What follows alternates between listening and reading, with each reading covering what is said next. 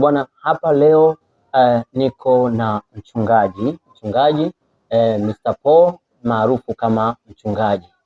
Kikubwa zaidi leo tunaenda kuangazia upande wa siasa, na kubwa ambalo tuko nao leo tunaenda kuangalia mgogoro uliopo kati ya Irani na Marekani, hasa tukiangalia kwamba awali mgogoro huu ulikuwa unaelekea kama kupata suluhisho. Kulikuwa na mapumziko au makubaliano ambayo yalipelekea mapumziko ya mapigano, lakini tunaona kwamba kumeanza tena kuchemka.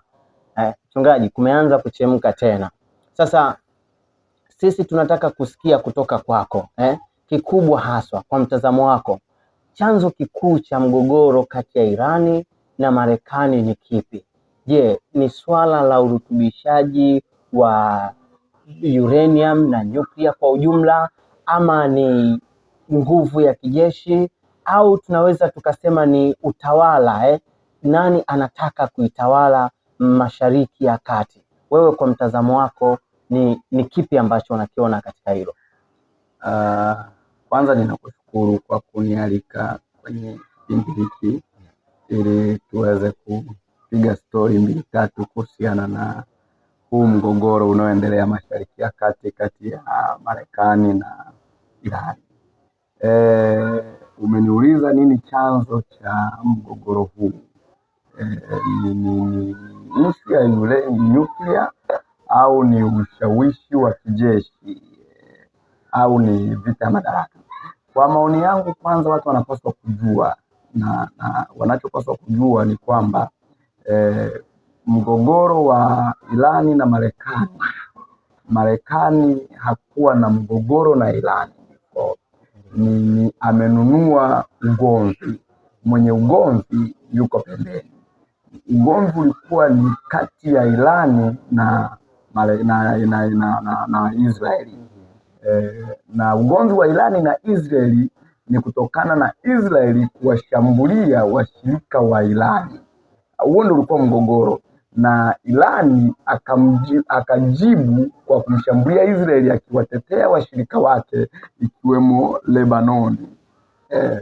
Baada ya Irani kumjibu, Marekani akainuka kama mshirika wa Israeli kuja kumsaidia Israeli dhidi ya Irani, na badala yake mgogoro ukawa mkubwa, ukaonekana ni wa Irani na Marekani, lakini mwenye mgogoro kiasilia ni Israeli na Irani.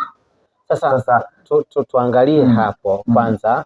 Kuna kitu ambacho kimeingia kwamba mgogoro huu unaonekana kwa asili ulikuwa ni kati ya Israeli pamoja na Irani. Lakini Marekani ameingia pale kama mshirika. Lakini sasa vita hii sasa inaonekana kwamba rasmi Mwisraeli anaonekana kama ni mshirika mdogo sana katika vita hii, huku Marekani akionekana kama ndiye aliyebeba jukumu zima la kuratibu mashambulizi, kutumia vikosi vyake, kutumia silaha zake. Ni nini haswa ambacho kipo hapo kwa Wamarekani mpaka kuamua kuinunua hii vita? Marekani kwa miaka mingi, kwa miongo mingi, amekuwa akitafuta hiyo nguvu ya ushawishi wa kijeshi kwenye eneo zima la Mashariki ya Kati. Na kwa nini anatafuta hiyo nguvu ya ushawishi wa kijeshi kwenye eneo la Mashariki ya Kati? Kwa sababu Mashariki ya Kati ni center ya dunia. Unapozungumza nguvu kubwa ya uchumi pia dunia inatokea Mashariki ya Kati. Unapozungumza habari ya mafuta inatoka Mashariki ya Kati. Kwa Marekani kwa miongo mingi amekuwa akipambana na kuwa na ushawishi wa kijeshi Mashariki ya Kati, kuwa na holding kwenye pale Mashariki ya Kati. Nikumbuke mgogoro wake na Iraki miaka kadhaa iliyopita, mgogoro wake na Pakistani, Palestina na mataifa mengine. Lakini watu wengi wanachopaswa kujua ni kwamba Marekani sio mshirika, Israeli sio mdogo kwa Marekani. Marekani ndio mshirika wa Israeli, sio Israeli kwa mshirika wa Marekani. Ndio maana nyuma hapa kulikuwa na makubaliano kati ya Irani na Marekani. Wakati wanakubaliana Irani na Marekani, Israeli alitoa tamko, Benjamin Netanyahu akasema yeye sio sehemu na Israeli sio sehemu ya hayo mapatano. Of course niliposikia kauli nilizungumza nikaambia watu kwamba hii vita wala haiwezi kaisha, wala haya mapatano hayawezi yakadumu. Kwa nini? Kwa sababu mwenye vita kiasili ni Israeli, ambaye amekataa kwamba yeye sio sehemu ya hayo mapatano, na wakati anakataa yeye sio sehemu ya hayo mapatano, akaendelea kushambulia Lebanon. Aliposhambulia Lebanoni, Irani akamwambia Marekani, jamaa yako anaendelea na mashambulizi, mwambie aache. Marekani ilijibu ikasema tutazungumza naye. Lakini unazungumza naye vipi wakati wewe ndiye mshirika wake, yeye sio mshirika wako? Kwa automatic hata masidhani kama mazungumzo yalikuwepo kati ya Israeli na Marekani ya kusitisha mapigano. Nafikiri Israeli aliendelea kumwambia Marekani msimamo ni ule ule wa kuendelea kushambulia. Kwa hiyo tunaweza tukasema kwamba hii vita anayopigana Donald Trump, hii vita ambayo ameingiza taifa zima la Wamarekani kwenye vita, maana yake ni kwamba remote ya vita hii ni Netanyahu, kwamba endapo pangekuwa na makubaliano kati ya Netanyahu pamoja na Irani, kwamba yale makubaliano ambayo yalikuwa yameingia Marekani pamoja na Irani yangekuwa yameingiwa kati ya Irani na Netanyahu, Israeli, kwa kumaanisha kwamba yangeweza kufanya kazi. Ndicho unachotaka kutuambia kwamba wangekuwa wameingia mapatano wao kati ya Netanyahu pamoja na Irani, maana yake yale makubaliano yangeweza kutekelezwa. Yes, exactly, kwa sababu wenye ugomvi ni Israeli na Irani, na kama tutapata muda siku nyingine tutazungumza sana hii habari ya uadui na uhasama uliopo kati ya Israeli na mataifa ya Mashariki ya Kati. Kwa nini kuna uhasama mkubwa? Na uhasama wa Israeli na Irani ndio ambao unapaswa kushughulikiwa, sio uhasama wa Irani na Marekani. Makubaliano ya Marekani na Irani, Netanyahu na Israeli wakayaangalia kwamba hayana favor kwao, hayana kile ambacho wao wanakihitaji juu pale Mashariki ya Kati. Lakini Marekani yeye ameingia kwenye vita kama mshirika wa Israeli, lakini ametumia vita hiyo kama mwanya wa kutafuta ushawishi wake wa kijeshi Mashariki ya Kati. Yeye anachoangalia ni manufaa yake. Je, target yake ya kutafuta ushawishi wa kijeshi Mashariki ya Kati amefanikiwa? Ikumbukwe Marekani ana kambi nyingi za kijeshi kwenye mataifa mengi ya Mashariki ya Kati isipokuwa Iran, ambako kuna hiyo changamoto. Sasa kwenye makubaliano ya Marekani na Irani, inawezekana Marekani aliona kuna huo upenyo wa kupata huo ushawishi kwenye eneo la kijeshi kwa Irani, lakini Israeli akiyachungulia yale makubaliano na mapatano anaona hayana manufaa kwake, akayakataa, akasema yeye sio sehemu ya hayo makubaliano. Na tunaona hiyo kauli imekuwa na nguvu na imekuwa na matokeo kwamba mapigano yamerudi na makubaliano yamefanya nini? Yamevunjika. Sasa kwa sasa tunaona tena haya mapigano yanaanza tena upya. Tumeshuhudia kile ambacho kimefanyika katika hizi siku mbili, ambapo Irani wameweza kushambulia kambi za jeshi za Marekani. Na vile vile Donald Trump naye yuko sasa katika kulipiza kisasi kwa kile ambacho kimefanyika, lakini kubwa zaidi ni kwamba kila mmoja anamshutumu mwenzie kwamba ndiye msaliti wa makubaliano au ndiye msaliti wa yale mazungumzo. Sasa hii inaashiria nini? Kwamba ni dalili ya vita vikubwa zaidi au ni pressure tu za kisiasa ambazo zinakuwa zinasukuma sasa hivi? Ni sehemu tu ya pressure za kisiasa. Yote mawili yanawezekana, kwamba ikawa ni dalili ya vita kubwa huko mbele tunakoelekea, ama ikawa ni pressure za kisiasa. Kwa nini? Hii vita inaonekana ina pande mbili ambazo zenye nguvu, na ukienda kwenye milengo ya kisiasa na mambo mengine unaona ni kama vita yenye mlengo kati ya ubepari na ujamaa, ambapo washirika wa Irani wengi ni wajamaa na washirika wa Marekani wengi ni wabepari. Sasa ukiangalia washirika wa Irani ambao ni China, Russia, India, Korea, ni kama wanachungulia kumsaidia Irani, lakini ikitokea washirika wa Irani wamemsaidia Irani, manake washirika wa Marekani watakuja kumsaidia Marekani, na hiyo itakuwa ni vita mbaya sana kwa kutokea. Lakini kama itatokea hivyo itakuwa ni vita mbaya, lakini kama haitatokea hivyo itaendelea kubaki pale pale kwenye pressure za kisiasa za dunia. Nani anataka kuwa na ushawishi mkubwa wa kijeshi, nani anataka kuwa na nguvu, nani anataka kuwa superpower. Tunakujua wote Marekani ndo superpower sasa duniani, na kazi alionayo ni kujaribu kuendelea kuhold hiyo nguvu yake ya kidola duniani, endelee kubaki pale pale. Lakini wakati huo kuna mataifa ambayo yanaangalia namna ya kumwangusha Marekani ili wao wawe na nguvu ya kidola duniani. Sawa sawa. Sasa tuangalie hili kwamba Marekani kama Marekani, yeye analenga nini haswa kwa Irani? Lengo ni kutaka kuidhoofisha Irani kijeshi, ama lengo ni kuinyamazisha kabisa Irani katika masuala ya nyuklia? Kwa sababu Donald Trump anachokisema ni kwamba kwa haya mapigano mapya ambayo yameanza, yeye anachodai kikubwa ni kwamba wao wanataka kuishikilia ile sehemu kubwa ya nyuklia ya Irani, na yoyote atakayesogea pale atalipuliwa. Sasa lengo haswa ni nini la Marekani kwa Irani?